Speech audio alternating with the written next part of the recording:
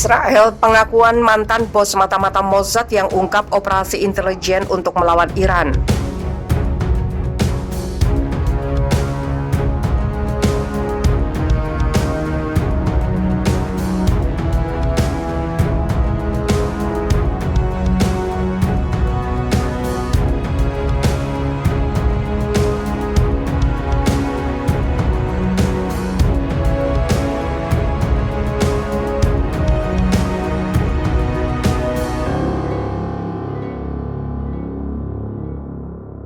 Yossi Cohen yang baru saja pensiun dari posisinya sebagai Kepala Badan Intelijen Israel Mossad telah membeberkan operasi mata-mata negaranya terhadap Iran melalui sebuah wawancara dengan media.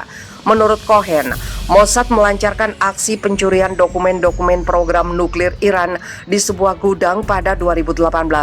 Operasi tersebut berhasil memindahkan puluhan ribu dokumen dari Iran ke Israel.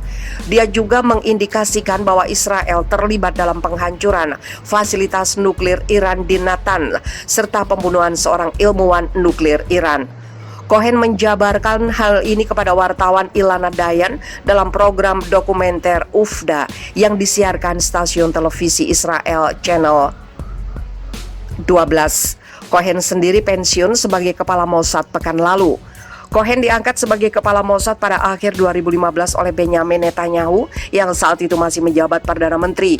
Netanyahu baru saja dilengsarkan oleh politikus Naftali Bennett dan koalisi sayap kanan. Cohen bukan orang baru di Badan Intelijen Israel. Dia bergabung dengan lembaga tersebut pada 1982 setelah mengenyam pendidikan sarjana di London, Inggris. Dalam wawancara dengan Ilana Dayan, Cohen mengaku punya ratusan paspor selama karirnya. Penuturan terpenting Cohen saat diwawancarai adalah mengenai pencurian arsip-arsip program nuklir Iran. Isi arsip-arsip itu pernah disinggung Netanyahu dalam jumpa pers pada 2018. Saat itu dia mengklaim dirinya punya bukti bahwa Iran berupaya menciptakan senjata nuklir secara rahasia, seraya mempertahankan pengetahuan tersebut rapat-rapat. Tuduhan yang kemudian dibantah Iran. Belakangan sewaktu diwawancarai, Cohen mengatakan perlu 2 tahun untuk merencanakan operasi pencurian puluhan ribu dokumen program nuklir Iran. Secara keseluruhan terdapat 20 agen Mossad yang dikerahkan di lapangan. Tiada seorang pun dari mereka yang berkewarganegaraan Israel, disebut wartawan Ilana Dayan. Bos mata-mata Israel itu menyaksikan dari markas komando di Tel Aviv ketika para agen menerobos masuk ke dalam gudang dan membongkar lebih dari 30 lemari besi. Saat foto-foto temuan muncul di layar, kami semua luar biasa gembira, kata Cohen sebagaimana dikutip Times of Israel. Semua agen lapangan selamat dan dalam kondisi baik, tambah Cohen, walau ada yang harus dijemput dari Iran. Wawancara yang luar biasa rinci. Rafi Beck, editor BBC News Online bidang Timur Tengah, sebenarnya bukan hal aneh bagi mantan Kepala Mossad untuk diwawancara atau menyampaikan pandangan pada topik tertentu. Bagaimanapun penuturan Yossi Cohen luar biasa dalam hal rincian yang dia beberkan. Karena itu, Times of Israel menyebut wawancara itu menakjubkan dan mencerahkan. Menyimak penjabaran Cohen ibarat membaca buku novel yang menegangkan. Contohnya ketika dia menuturkan bagaimana para agen menjebol lemari-lemari besi, mengangkut bertonton dokumen program nuklir Iran serta membawanya keluar negara tersebut sembari dikejar. Cohen juga mengindikasikan keterlibatan Mossad dalam operasi lain yang lama digosipkan sebagai hasil pekerjaan agen-agen Israel. Penjabarannya kian dekat menuju pengakuan bahwa Israel mensabotase fasilitas nuklir Iran yang dirahasiakan. Meski demikian, isi wawancara itu terukur dan sudah pasti telah disetujui sensor militer Israel. Perilisan dokumenter ini juga menarik sebab wawancara tersebut mengemuka seiring dengan bakal dimulainya perundingan nuklir Iran di tengah kabar adanya kemajuan.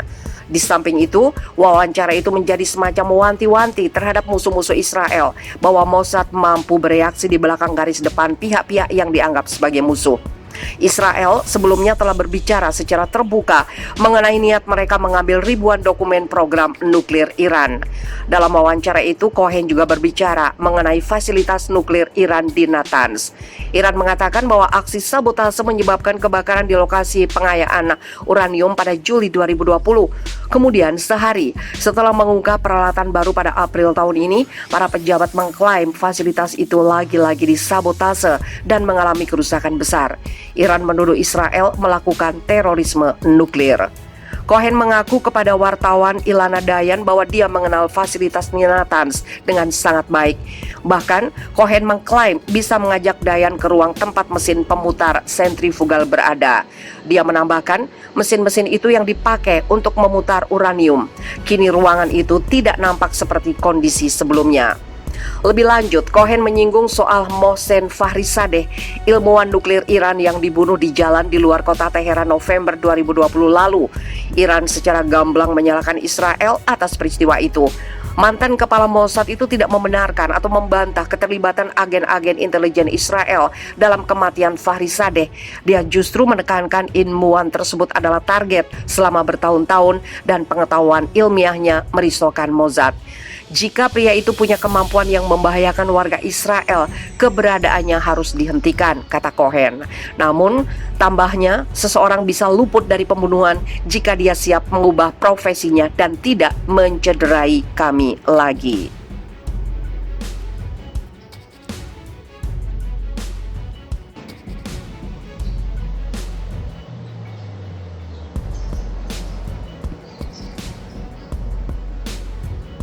Klaim 2 senjata baru Iran tantang militer Amerika di Teluk Persia. Taring Angkatan Laut Iran Nidaja makin tajam usai mendapatkan 2 senjata baru dengan teknologi canggih. Senjata baru militer Iran adalah 2 unit kapal perang perusak dan penyapu ranjau. Kapal perusak Dena Destroyer, dan kapal penyapu ranjau Shahin Mini Hunter secara resmi diluncurkan Presiden Republik Islam Iran Hassan Rouhani Senin 14 Juni 2021 bertempat di Pelabuhan Bandar Abbas. Dikutip FIFA Militer dari Mer News Agency, kedua kapal perang militer Iran itu adalah produk buatan asli Iran. Kapal perusak Dena merupakan kapal kelas Mowj yang dirancang dan dibuat oleh Kementerian Pertahanan dan Logistik Angkatan Bersenjata Iran. Kapal ini memiliki bobot lebih dari 1.300 ton dan diyakini memiliki daya jelajah tinggi lintas benua. Tidak hanya itu, sejumlah sistem persenjataan teknologi canggih juga menempel di sejumlah titik. Berbasis teknologi tinggi, kapal perusak Dena disebut memiliki multiperan dalam hal pengintaian, perang di darat, laut, darat, dan udara. Terbukti kapal ini juga memiliki dek penerbangan helikopter. Kapal penyapu ranjau Shahin juga tidak kalah canggih, dirancang oleh para ilmuwan muda Iran. Kapal penyapu ranjau Shahin punya kemampuan melacak dan menghancurkan berbagai jenis ranjau laut.